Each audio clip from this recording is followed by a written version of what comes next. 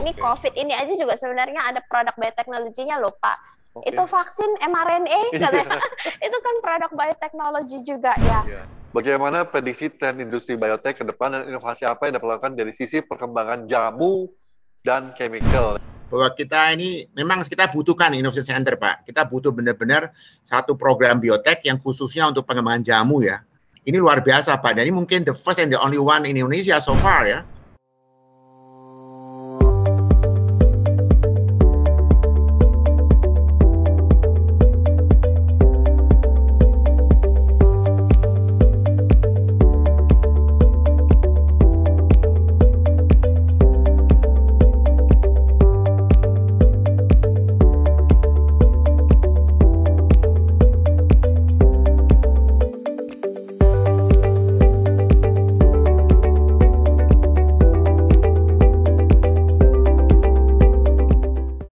Selamat pagi Bapak Ibu semua.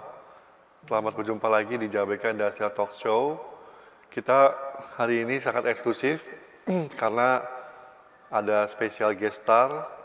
Yang pertama Ibu Indria sebagai CEO dari Abati Group. Ibu Indria Sidarta ya, sorry Bu, CEO Abati Group, dan juga Pak Charles Serang, pakar jamu nasional dan advisor PT Jaya Mitra Kemilau. Jadi Bapak Ibu semua, hari ini kita akan spesial topik mengenai biotek cluster yang akan JBK Industrial Estate akan kembangkan bangun di JBK tahap 9. Seperti Bapak Ibu ketahui bahwa biotek ini merupakan industri yang sekarang ini kita sama-sama sepakat berkembang luar biasa ya. Dalam segala sektor. Nah, nanti mungkin kita akan dengarkan sharing dari Ibu Indria nih, salah satu pakar untuk biotek. Karena background pendidikan Ibu Indria juga dari biotek dan bisnisnya sekarang juga dari biotek. Jadi ntar kita bisa lebih intens mengenai biotek ini dan mungkin nanti mohon juga arahan dari Ibu Indria apa yang harus kami siapkan Bu di JBK tahap 9 ini supaya biotek cluster ini bisa sukses gitu Bu nanti. Oke, yang kedua mungkin dari jamu nih, Bu Indria sama Pak Charles. Jamu kalau bahasa Inggris kan herbal. Herbal juga setelah saya diskusi, sharing dengan Ibu Indria dan teman-teman yang lain, termasuk dalam suatu klaster yang dengan biotek ini. Nah, herbal ini di zamannya sekarang ini Pak, Bu, di pandemik ini ternyata luar biasa sekali pertumbuhannya Bu. Jadi kami juga ada beberapa customer yang memproduksi jamu itu herbal, pertumbuhan marketingnya bisa mencapai mungkin 200% Bu.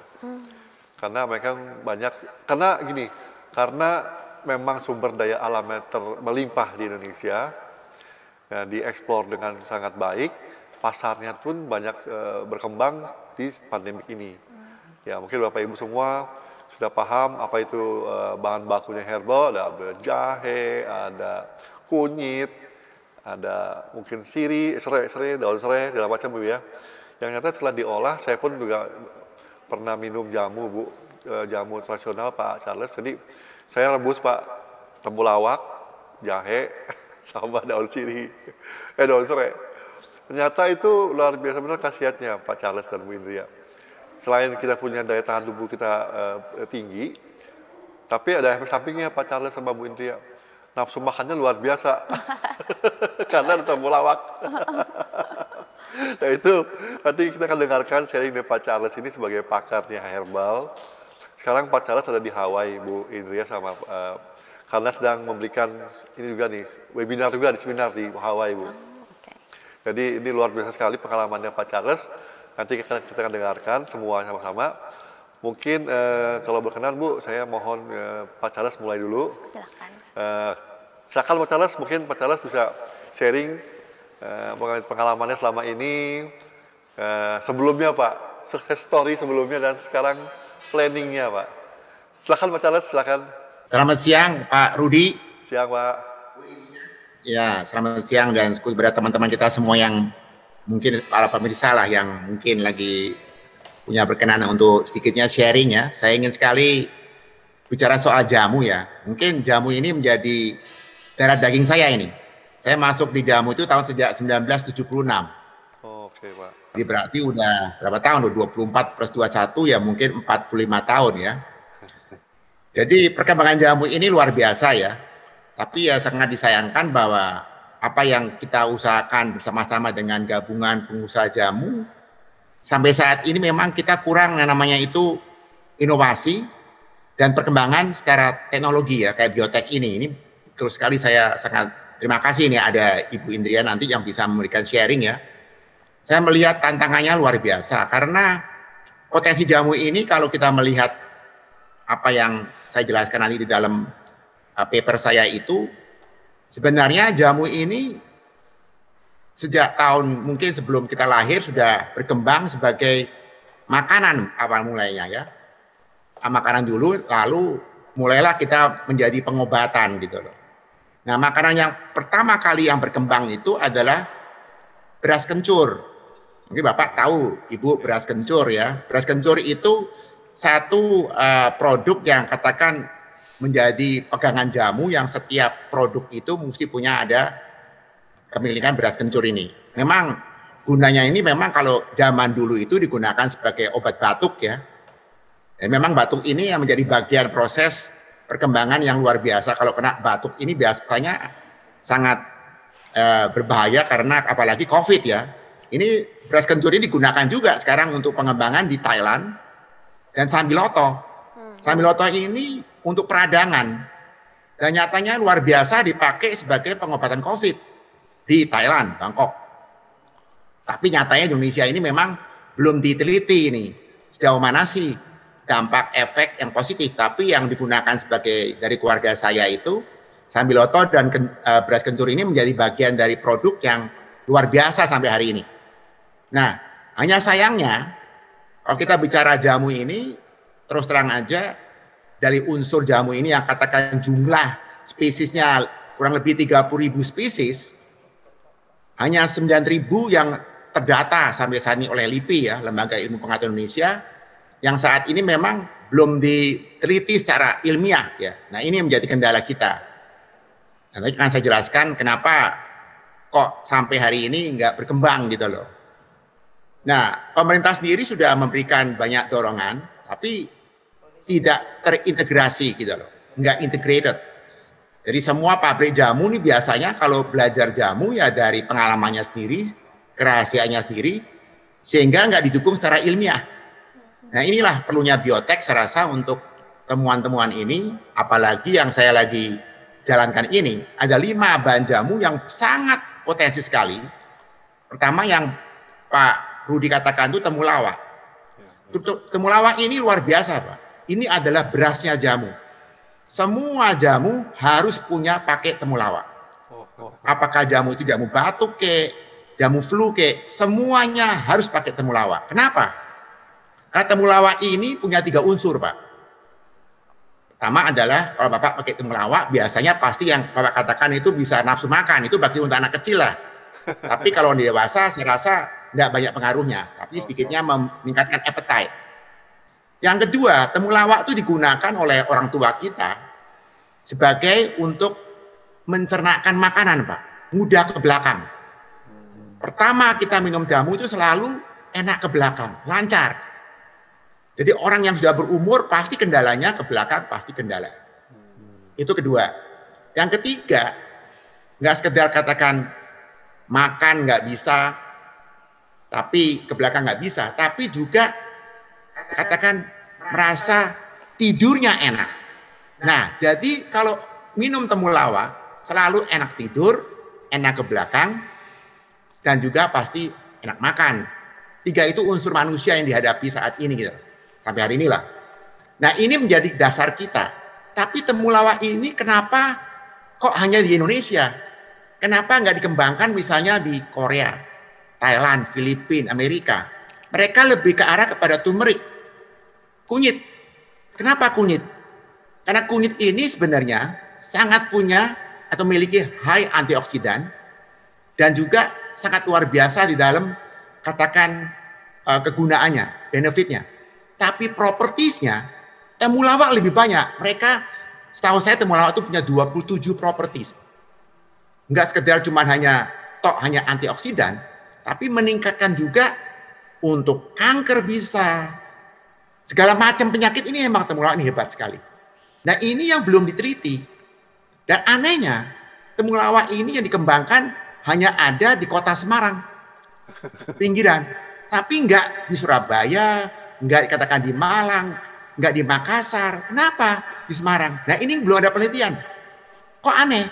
Kalau saya beli temulawak buatan Semarang, harganya per kilo lebih tinggi daripada misalnya temulawak yang katakan dari Kudus, Jepara, dan sebagainya. Temulawak itu di mana-mana bisa tumbuh. Ini kelebihannya lagi. Tapi hanya di Indonesia. Kenapa nggak di India? India lebih fokus pada kunyit.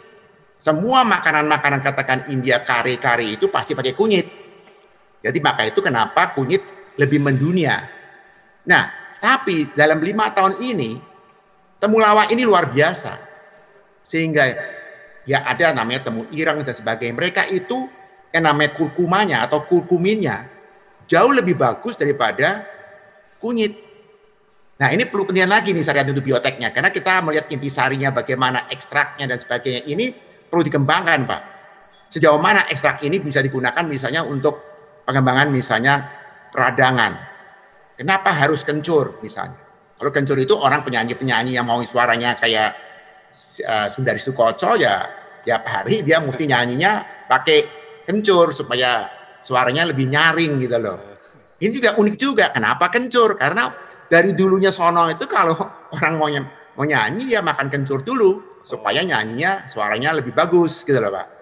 Nah, ada 5 yang saya lagi ingin supaya digunakan sebagai main produk yang sangat dibutuhkan. Pertama temulawak, 2 sambiloto, ketiga kencur, keempat kunyit, kelima adalah jahe. Jahe ini kunyit. Jahe juga hebat juga Pak. Jahe kita ini ada jahe putih, jahe merah, jahe hijau, jahe hitam, jahe kuning, macam-macam jahe. Nah lagi tren kalau jamu biasanya pakai jahe merah. Karena kenapa ya? Karena lebih pedas ya.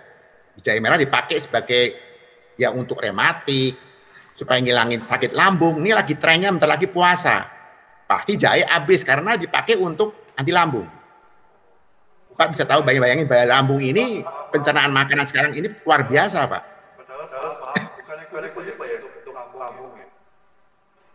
Iya, lambung Pak. Kalau kunyit itu untuk kombinasi dengan jahe Pak. Jahe bagus sekali untuk lambung juga gitu loh. Jadi kunyit juga dipakai juga sebagai antioksidan Pak. Dua-duanya punya kelebihan Pak. Nah, kenapa jahe itu biasanya kalau saya pakai jahe biasanya untuk peradangan misalnya masuk angin nggak enak ya, itu jahe pakai. Nah jahe merah lebih bagus daripada kata misalnya jahe kuning ya. Kalau jahe putih biasanya pakai untuk kanker ya, cancer itu. Jadi beberapa produk ini kita kembangkan semuanya dalam bentuk penelitian sendiri Pak. Nah dengan adanya programnya inovasi center ini, saya yakin ini akan mengembangkan dari hulunya sampai ke hilirnya. Bagaimana petani itu bisa meningkatkan quality jahe, Pak. Karena jahe ini kan tumpang sari. Tanaman kita ini kalau bilang jahe kenapa susah mahal? Karena tumpang sari. Jadi kalau begitu sudah ditanam, selanjutnya dia diambil dalam 6 bulan itu, kedua kalinya mutunya lebih jelek. Jadi harus tumpang sari, Pak. Itulah kenapa jahe mahal, jahe susah. Karena untuk mendapat mutu yang bagus susah. Nah ini perlu nanti programnya Inovasi Center ini untuk mengembangkan Pak. Ini satu produk lagi luar biasa. Terakhir saya dengar 6 bulan lalu itu jahe dibeli semuanya oleh orang asing. Kita kehabisan jahe sampai kita mesti ke pasar cari jahe. Pasar-pasar biasa itulah. Nah ini kan lucu. Senternya ini nggak ada Pak. Center Innovation Centernya nggak ada. Siapa yang bertanggung jawab untuk pengembangan jahe misalnya? Siapa yang bertanggung jawab untuk pengembangan temulawak, sambiloto, kunyit? Ini kita kehabisan terus, Pak. Mutunya makin berkurang. Jadi ini mungkin ada terobosan, kalau saya punya pemikiran, ini mungkin kita bisa ngajak beberapa pengusaha jamu, sekaligus juga untuk berpikir bahwa ini memiliki, dan kita nggak punya standar, Pak. Jadi saya harapkan juga, Innovation Center ini punya standar.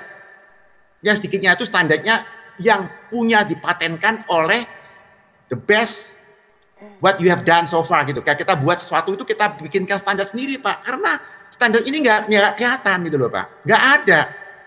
Nah pabrik jamu pun beda. Maka itu kenapa jamu saya misalnya, jamu sehat lambung saya beda dengan jamu sehat lambungnya merek lain. Ya karena standarnya berbeda. Jadi mutunya itu nggak jelas. Ada mutunya hanya untuk kalau Badan POM kan cuma dia melihat satu aturan, tidak ada racunnya, ya, tidak ada tambahan-tambahan dari beberapa chemical, itu aja Pak. Tapi tidak memiliki standar jelas sejauh mana kekuatan dari jahe itu yang harus jual. Jadi ini perlu juga satu terobosan, satu katakan stifikasi ya. Saya pernah bicara Pak Darmono, kalau bisa ada stifikasi khusus untuk standar jahe, standar Sambiloto. Kita nggak punya Pak. Lalu itu mempunyai harga sendiri, sehingga tahu bahwa harga inilah yang nanti memberikan satu impact bahwa semua produk yang dari Indonesia Center dari Jababeka ini mungkin nanti satu hari menjadi bagian daripada standar untuk dipakai oleh pabrik jamu maupun yang mau ekspor ke dunia Pak. Nah ini yang beberapa yang saya pikir jadi kendala. Yang kedua, pabrik jamu ini sekarang kan based on empiris, based on our historical value. Nah, jadi akhirnya dia meracik asal dasar dia punya keahlian, tapi kan nggak tahu bagaimana mengembangkan. Begitu sudah meninggal, the next generation itu dia, maka tuh rasanya beda semua nih Pak. Kalau jahe itu kan jahe kan pahit, supaya rasa jahe enak itu kan punya beberapa kayak ramuan tuh Pak, kayak bikin nasi goreng lah. Standarnya ini nggak ada gitu loh Pak. Nah ini perlu Indonesia Center nih. Yang kedua saya lihat ini yang kendala lagi adalah jamu sekarang menurut Badan POM diangkat menjadi herba standar. Yang empiris silakan monggo jalan terus, lalu tingkatkan ke herba standar.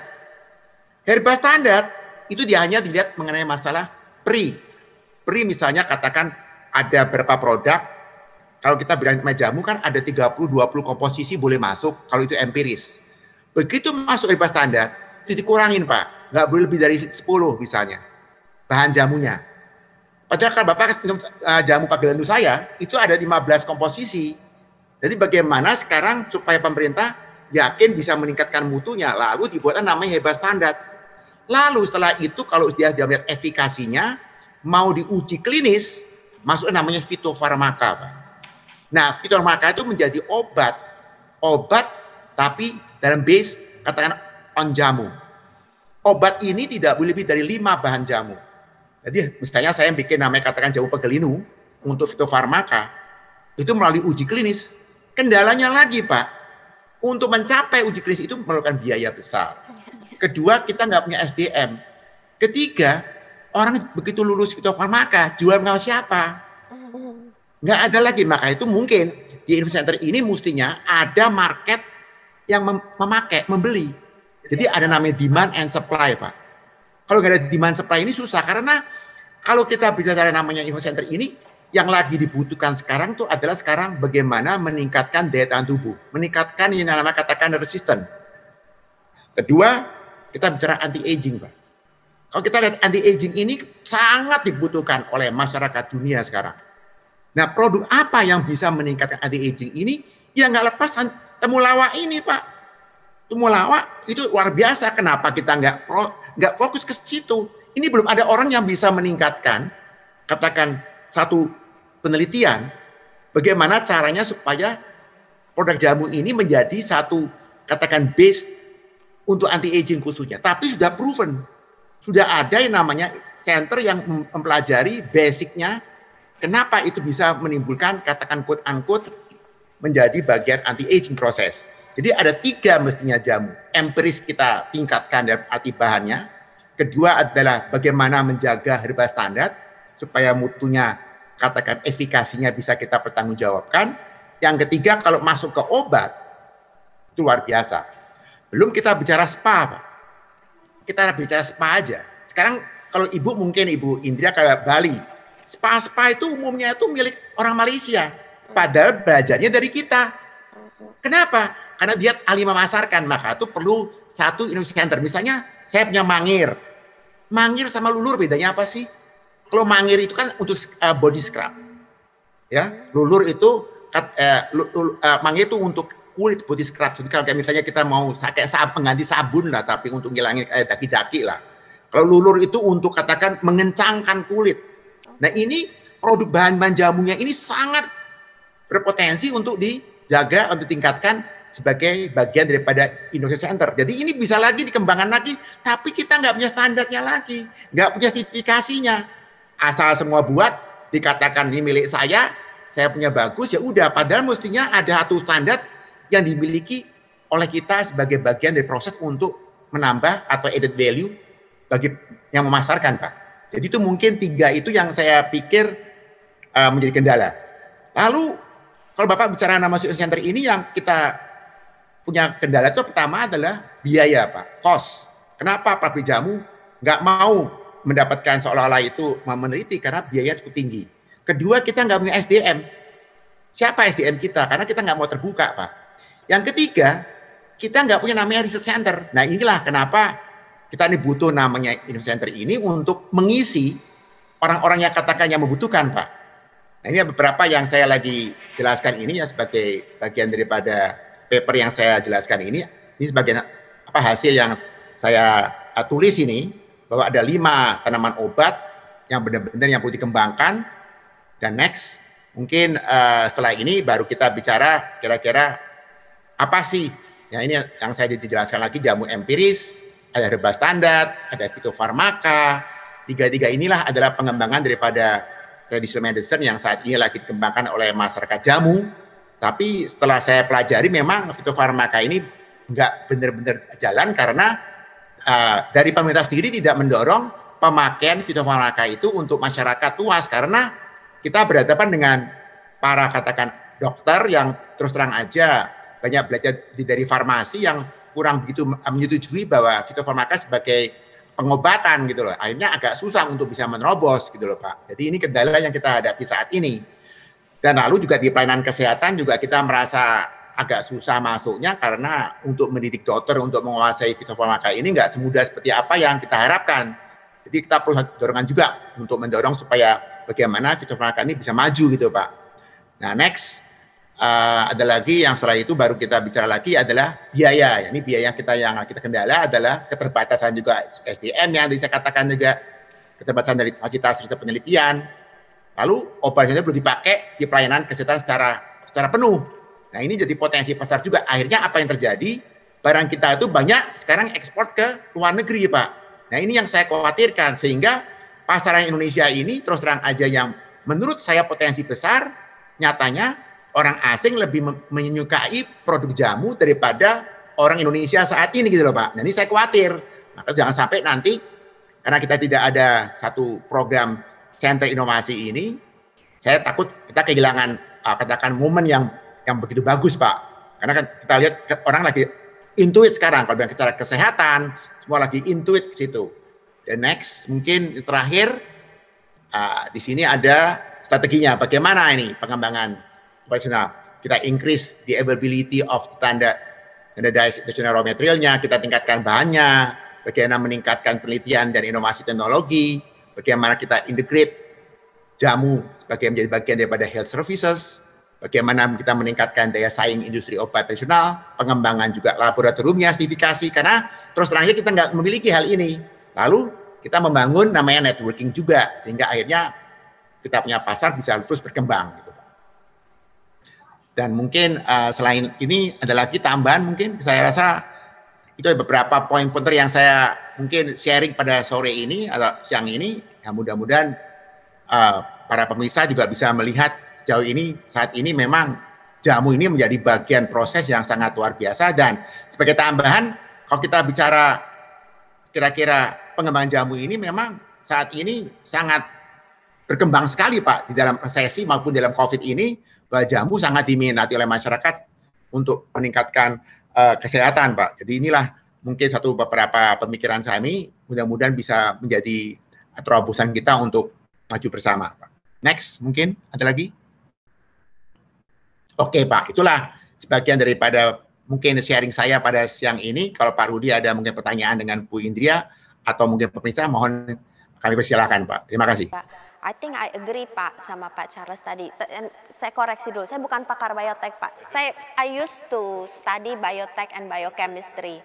Dan kebetulan the Abati Group itu 40 years juga bergerak di chemical. Sebenarnya kita juga trying to get away dari istilah chemical. So we call it specialty ingredients. Karena bukan hanya chemical yang kita handle, actually lebih banyak ingredients-nya, yang lebih banyak juga coming from nature. Mungkin tadi Pak Charles, kalau sedikit saya rangkum gitu ya Pak ya, kita punya 360 degrees gitu ya, yang kendala challenge itu coming from everywhere. Satu yang saya lihat, resources kita bagus, tapi sedikit gitu ya Pak ya, untuk develop resources jahe kualitas yang konsisten itu pun susah. Terus kedua yang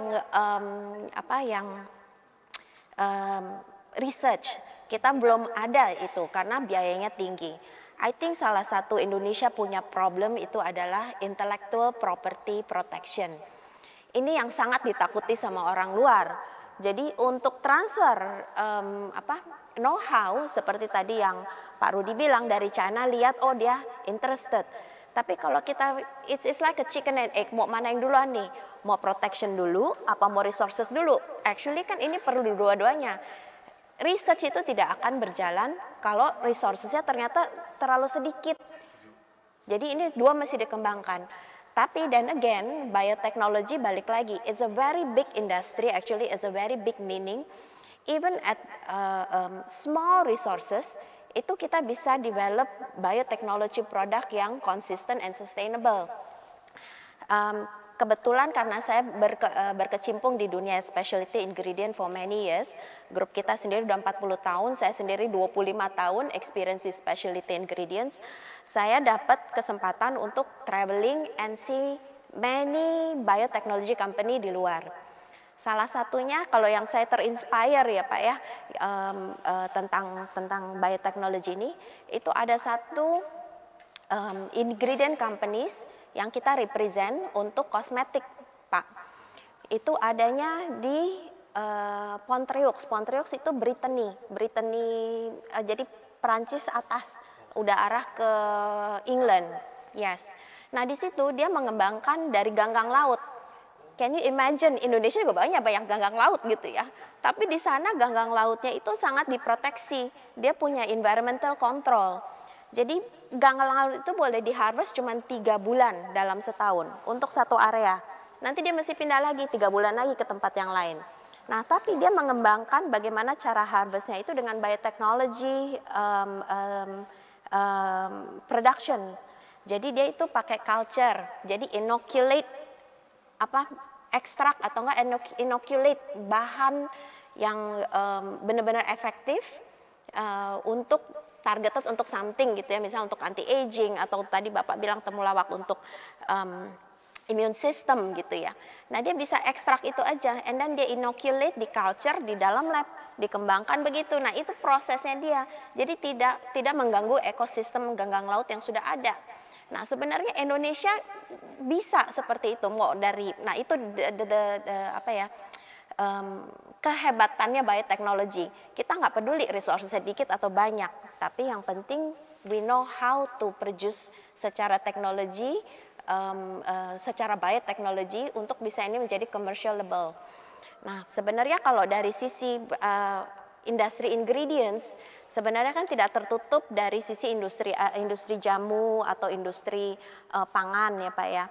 Tapi dari zaman dulu itu biotechnology itu banyak dipakai dari sisi industrial and agricultural.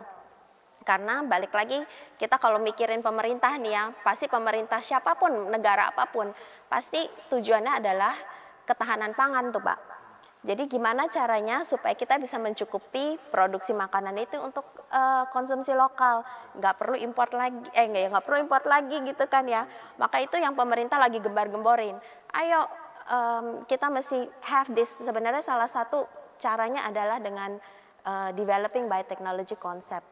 Karena kalau enggak, kita punya lahan terbatas, kita punya resources juga terbatas. Sedangkan populasi makin bertambah.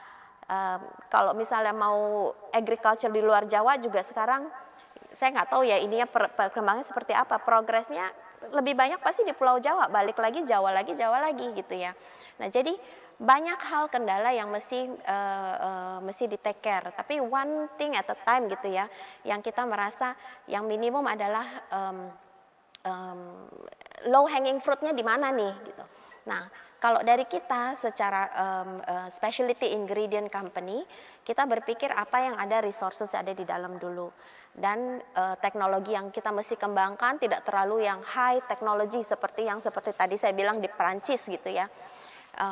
Jadi kita mengembangkan yang very simple biotechnology, tapi punya potensi untuk dikembangkan further sampai seperti genetic engineering atau nutritional extraction, sampai bisa diproduksi seperti tadi, bisa menjadi bahan aktif untuk kosmetik, bahan aktif untuk farmasi, fitofarma kalau tadi Pak Charles bilang gitu ya, gimana caranya sampai ke arah situ.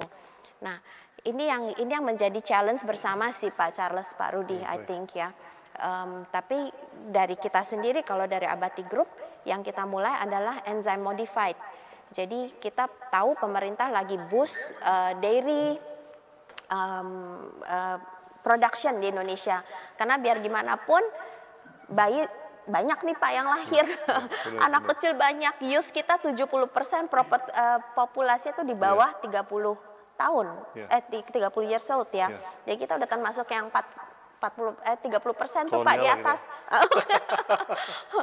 Aduh. Nah, jadi yang untuk yang muda ini kan mereka perlu susu. Nah, pemerintah lagi memboost produksi susu. Nah, kita juga ikut di situ karena kita tahu pemerintah is going that way. Kita mulai dengan enzyme modified. Apa yang dibilang enzyme modified itu adalah jadi particularly seperti susu atau seperti keju, kita membuat ini menjadi lebih cepat mature-nya. Dan ini dipakai di banyak aplikasi seperti snack, bisa jadi kue, bisa jadi susu, even keju sendiri juga pakai. Susu full cream itu? Susu pakai juga Pak, bisa. Kira-kira begitu Pak. Iya. Interesting ya Bu ya ternyata ya. Jadi mungkin nanti arahnya akan lebih banyak ke apa yang tadi Bu Indria sampaikan di natural ingredients Bu ya. Karena setuju sih Bu, sejak ada pandemik ini memang orang itu cenderung lebih nyari ke sana-sana kan, nyari. Contoh simpelnya kemarin kan Pak Charles juga Bu Indria paham kan bagaimana susu beruang habis tiba-tiba kan ya. Iya. Nah, jadi masyarakat itu sekarang sudah mulai arahnya tuh jauh lah dari sebelum pandemik ya Bu ya. Betul. Dan sudah semakin selektif dan sensitif sama hal-hal yang sintetis atau yang apa gitu. Nah ini yang tantangan kami juga Bu dari JBK itu, seperti tadi gue sampaikan bahwa suatu saat resources-nya terbatas dan habis. Nah kami ini juga yang JBK tahap 9 ini sebagai last stock. Jadi kami arahan lah dari founder kami semua, bagaimana mengutilize our last stock ini menjadi satu yang berguna dan bisa ada diferensiasinya Bu gitu loh. Nah, jadi tercetuslah ide untuk membuat 3 cluster ini Bu Indria. Nah, kalau boleh saya diberi pertanyaan, what is the business potential and market for Abati Group product and herbal medicine in the biotechnology industry? Kira-kira apa Bu? Potensinya buat saya sih, kalau buat dari kita is a very big potential Pak.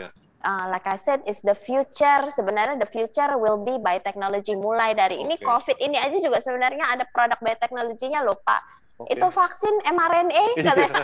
Itu kan produk biotechnology juga ya. So it's the future. Basically it's the future yang kita bilang ini. I think you are right, Jababeka save the best for last nih Pak. Ada satu lagi kalau saya lihat ya, ini sebenarnya udah terjadi di luar negeri, mungkin di Amerika Pak Charles can concur with me also. Kalau di Amerika ya, I think 30%, 50% of the product itu udah tulisannya clean label Pak. Jadi all natural, benar nggak Pak? Nah itu label di produk di Amerika itu juga ada di Indonesia loh. Maksudnya kita juga think about that.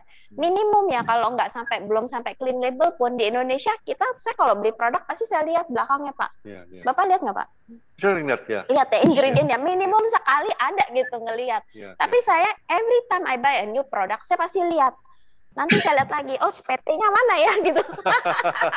Karena kebetulan I know a lot of manufacturer, jadi saya tahu, oh iya, I know produk yang kami jual, saya tahu produk yang kita buat gitu ya. Jadi kalau dia pakai produk saya, I know this is good. Jadi ya itulah maksudnya kita consumer sendiri pun sudah mulai teredukasi untuk to live untuk health and well-being ya, nggak hanya sekedar oh ya makan kenyang gitu ya atau minum jamu, tapi mereka sudah bisa teredukasi. Oh saya kalau ini saya badan kurang enak nih rasanya ya, saya perlu boost, saya perlu ambil sambil lotok sama temulawak gitu ya Pak Charles ya. Iya. At the end consumer will look for more yaitu clean product, punya benefit gitu ya Pak, punya health and well-being, meningkatkan kualitas hidup gitu ya. Nah that's the way the future going to be. Dan kita dari Abati Group pun kita preparing ourselves to be in that era nanti. Baik, makasih Bu. Memang ini satu celah yang waktu itu kita lihat Bu, wah biotech ini harus di concentrate di satu cluster supaya kita punya customer juga kan, Abati Group, kita punya Dexa Medica, ada Prodia, ada Soho. Nanti at the end-nya mereka akan berkumpul di cluster ini. Ya, mungkin vendor-vendornya. Nah, satunya lagi ya itu Pak Charles, Herbal. Nah, kami berharap nih Pak Charles mohon bimbingannya Pak jadi the leaders. Ya. Mungkin saya ikut sharing nih. Ada kawan saya yang mungkin mau bawa teman-teman dari Amerika, boleh nggak untuk cari potensi mungkin company-company yang untuk taruh mungkin investasi di tempatnya biotechnya di Jababeka Pak? Boleh? Boleh Pak, silakan Pak. Kami terbuka Pak. Saya kenalkan juga Richard Lim. Would you like to talk? Yeah, please. Yeah, aloha. Aloha, Yes. Aloha. Yeah, I understand you're looking at doing a biotech lab in your vicinity. Is that what you're interested in? Yes. Yes, agree. We're actually working with University of Hawaii right now, trying to put together a biotech here in Hawaii. We're using a biotech company out of Minnesota who has the experience developing the whole biotech. So if you're interested, I'll get you more information through Charles, and then you can take a look at it. And then if you like, we can invite the developer of the lab to come to your vicinity and show you how they do it over there. And I'll give you the website so you can see it. Okay. That might be a good thing for you to have because they have to use wet labs and everything for people who can do research and develop products. And actually right now I have a doctor here from Shanghai who's a professor in University of Hawaii and also at Chaminade University. He could develop COVID vaccine or COVID type treatment, medicine for the future. That's something to think about. So I'll pass it on to Charles when he goes back. He can explain it to you. Okay, good idea. Sorry Pak, terus nama siapa Pak? Namanya Richard Lim. Richard Lim.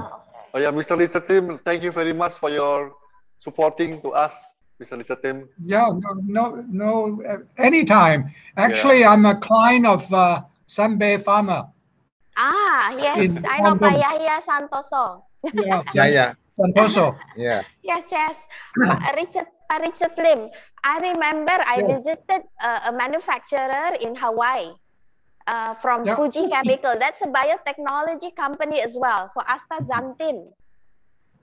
Oh yeah, that's good. Yeah. Yes, When was it? Last time? Sorry? Quite some time ago. Yes, 2008. 2008. Long time ago. Yes, Fuji Chem. Yeah. They developed astaxanthin, which is a potent vitamin E, 60 times more potent than normal vitamin E from algae. From algae. Wow, that's the best, yeah. Yes. Next time when you come down to Hawaii, let him know Yes, so he can will take care of do. you. Will do. Yeah, sure. Nice So to we meet got a you. lot of friends here. Yes. Thank you, Pak. Yeah, we are Yeah, happy ya Bu Indria, Pak Richard, and Pak Charles because with this webinar we have a new collaboration. Good idea. Yeah, because Pak Charles knows Jawabeka, we have many potential in here, and we have Presiden University. I'm already have some word from Pak Darmono, Pak Charles to Yeah. support Presiden University. So Definitely, maybe yeah. next time this collaboration can we fastest realize for the joint venture. Maybe someday ya Bu ya. Ya, boleh. Because this is Yeah. very important Pak Charles, Pak Richard, Bu Indria. Yeah. This is the big opportunity that we don't have it in Indonesia. Maybe you can check. We don't have any biotech cluster in Indonesia. This is only one of my crazy idea, Bu. to apa? Nekat Pak Charles. Nekat. Yeah. Jalan dulu, dimarahin belakangan. Yeah. But now you have Mr. Richard Lim, so he can take care of you. At least he can come to Indonesia and at least to give explanation what he has done so far in terms of the biotech that he knows. I think what is good for your university is all your PhD candidate or something, they have a research lab that they can produce products for the future. And, you know, a small place, they can rent a little place and develop new products, new pharmaceutical products. Yeah. So that's one thing we're trying to do here in Hawaii for University of Hawaii also. Yeah, Pak Richard, the collaboration in Jabeka is more useful, because we have the ecosystem in here. Like university always have the scientists, but they didn't have the showcase ecosystem or playground. The playground is in Jabeka Industrial Estate, our land. So it's a very strong collaboration. When the scientists find something, they need the showcase, they need the playground. The playground now you can install in our cluster. That's good.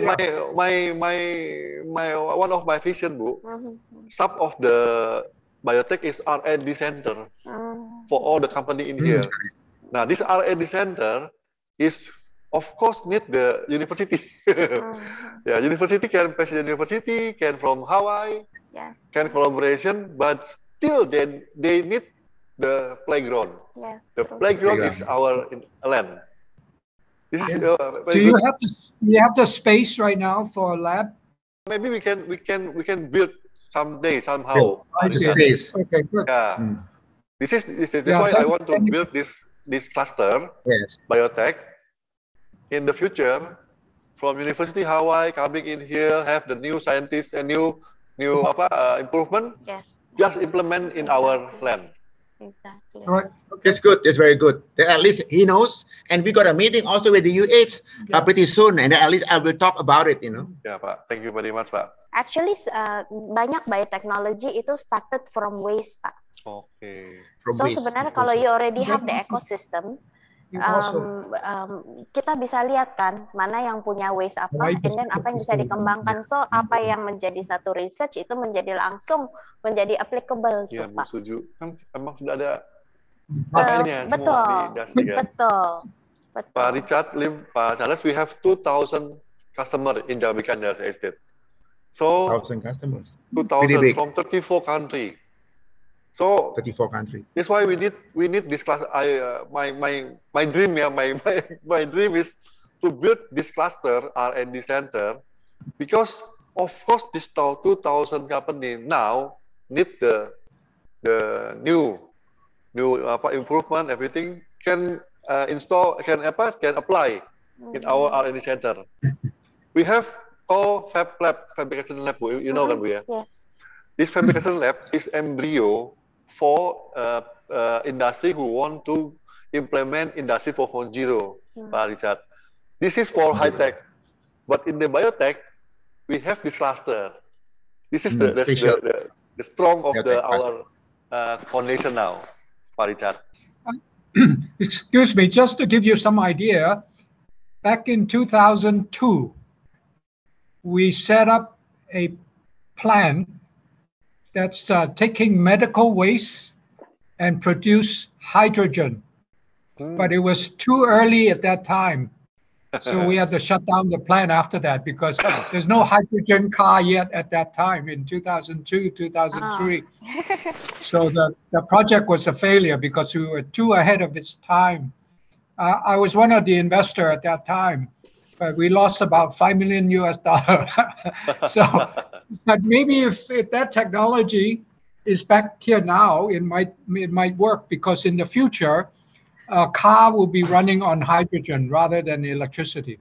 Yes. So that's something to think about. It was taking medical waste from the hospital, and we burn it in high temperature plasma arc, and then produce hydrogen. But it was too early at that time. So. We have a lot of waste here, Dr. Lim, Mr. Lim. Yes, that's right. Yeah. Well, you know, we go through a lot of new ideas. Sometimes it works, sometimes it doesn't. So as entrepreneur, that's what we do. We try different things at different times. Sometimes it fails, sometimes it works. So Never but that was a learning experience for me too, because I lost about $500,000, even though I was partnership with other people. But you know, that's name of the game. Pak Charles and Mr. Richard, Pak Charles, our new development Jabeka Phase 9 now is now just empty land. That's why this empty land we can drawing, we can give some idea. So because after this new land coming, the building we cannot change. That's why this is the important thing from the empty land, the white paper. We can drawing, we can delete, we can write everything in here. Become a good concept. Because right now we have a project with the University of Hawaii. The problem is we have to work around the building. The building is already up. But if we have to change the building, we have to spend $20 million to renovate the whole building. So that has become a little bit of a problem because we have to spend money to change the building. Whereas in your case, it's brand new building, so you could actually build it the way you want it for biotech. So please come Indonesia. I will. Yeah, he's coming to Indonesia pretty soon. So at least he might give a lecture, you know, at the President University for the entrepreneurship. Oke, Pak Charles. Ya, nah ini ada pertanyaan Pak Charles, Bu Indria. Jadi, bagaimana prediksi tren industri biotech ke depan dan inovasi apa yang dilakukan dari sisi perkembangan jamu dan chemical? Dari mungkin dari sisi Ibu. Silakan Pak Charles dulu, silakan Pak. Mungkin prediksi tren. Saya melihat begini Pak, yang kita masih belum bisa melihat itu adalah bagaimana jamu digunakan sebagai pengobatan. Ya, ini satu itu yang belum dapat itu. Jadi kira-kira itu kan unsurnya udah ada, ekstraknya udah ada. Lalu tinggal bagaimana pengujiannya dan standarisasinya ini yang nggak jelas gitu loh. Jadi kira-kira ini bagaimana membentuk standar sehingga standar itu diakui oleh Indonesia to begin with gitu loh. Nah, mungkin referensinya kita ambil dari beberapa perusahaan asing yang sudah membuat ya, misalnya kayak misalnya di Korea. Kenapa mereka fokus kepada misalnya khususnya kepada ginseng? Ginseng itu dipakai untuk sebagai makanan juga bisa, sebagai coklat juga bisa, sebagai obat juga bisa. Lalu dia punya standar yang luar biasa. Nah ini perlu namanya innovation center gitu loh. Jadi saya rasa satu produk aja, temulawak aja kita fokus ya, temulawak aja. Ini begitu kita masuk temulawak, semua produk jamu pakai temulawak. Kenapa kita nggak mulai dari temulawak Pak? Kalau sambiloto ini sebagai tambahan deh. Tapi temulawak ini sebagai sesuatu yang katakan yang luar biasa. Di IPB aja pernah diadakan pertemuan temulawak seluruh dunia. Dunia itu. Konvensinya ada di Bogor di IPB. Tapi begitu selesai itu nggak ada follow up-nya Pak. Sayang sekali. Karena tidak ada yang mau terima. Mungkin karena juga tidak ada yang mau terima innovation center-nya untuk penelitian selanjutnya yang belum ada. Jadi we need some kind of at least to begin with. What kind of product should we do it? I think temulawak would be the best, I think, idea to begin with, to start with. Nah, baru di situ nanti barulah kita berkembang ke lain-lainnya, Pak. Ini temulawak ini sebagai jantung kita. Kalau kita bisa masuk, maka tuh kalau kita bicara Indonesia ya temulawak ini, Pak. Temulawak itu Indonesia. Nah, why don't we start from temulawak ini, Pak? Inilah yang mungkin usulan saya, Pak ya. Kalau ini bisa, nah kita mulai start nanti. Apakah mungkin kendalanya mungkin dari Ibu Indria juga bisa cari terobosan kira-kira apa sih dibutuhkan alatnya, aparatusnya. Terus siapa kira-kira yang sebagai supporter, sebagai financingnya. Nah, kita sama-sama kerja, Pak. Nanti kita bisa cari teman-teman kita lah. Saya yakin bisa, Pak. Baik, Ya, Pak. Siap. Kita banyak kawan-kawan yang mau juga mengkontribusi gitu loh. Bapak udah ada punya tanahnya, tempatnya. Ibu Indria ada keahliannya. Bahannya saya bisa siapin. Lalu kita buatkan satu program, Pak. Baik. Why not, Pak? Terima kasih. Bu Indria, Bu mungkin? Ya, kalau tren ya, Pak. Kalau tren, I think balik lagi will be a very good future for biotech. Sebenarnya dulu the reason kenapa saya juga ambil jurusan biotechnology, biochemistry waktu high school, dan itu lebih dari 20 tahun yang lalu gitu ya. I think like Pak Richard Lim juga, I was too early gitu ya. I spend a lot of money already. Tapi wait for another 20 years, I think kita masih in the early stage at the moment. Kalau buat Indonesia ya, kita masih early stage and rising. Pendorongnya, faktor utamanya adalah regulasi dari pemerintah. Karena mau sustainable pangan ya, ketahanan pangan, sustainability, green, maksudnya kita lagi ke arahnya juga yang lebih green gitu ya, environmental friendly, sama clean label. Jadi anything yang natural seperti mungkin juga teman-teman Pak Charles juga mungkin Pak Rudi juga lihat, BPOM juga kan udah sangat ketat gitu ya dalam meregulasi even bahan pangan juga. I think the future will be very good, and kita at the right time, at the right place untuk mengembangkan biotechnology. Ya, setuju. Baik, memang ini apa namanya, satu momentum Pak Richard sama Pak Charles, sorry Pak Charles dan Bu Indria. Mungkin nanti mohon support juga Pak Charles mumpung ada di Hawaii. Kami ini kan perlu support untuk gini, Pak, kita mau launching tanggal 31 Maret, Bu. Pre-launch ya. Nanti mungkin ada Pak Charles masih di sana Pak? Sudah di sini Pak tanggal 31 Maret? Saya Maret masih sini, Pak, Maret. Oh, masih di Hawaii ya? Ya, sampai nanti, April 4. Ya. Oke. Nanti juga mohon Pak, mungkin kasih some speech lah Pak dari sana, dari Hawaii dengan Mr. Richard.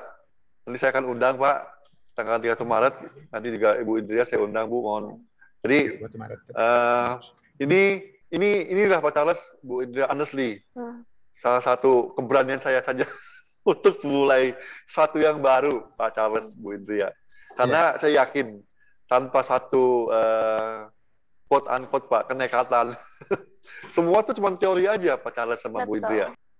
Saya terima kasih Pak. Saya rasa ini satu terobosan luar biasa dari Pak Rudi ya.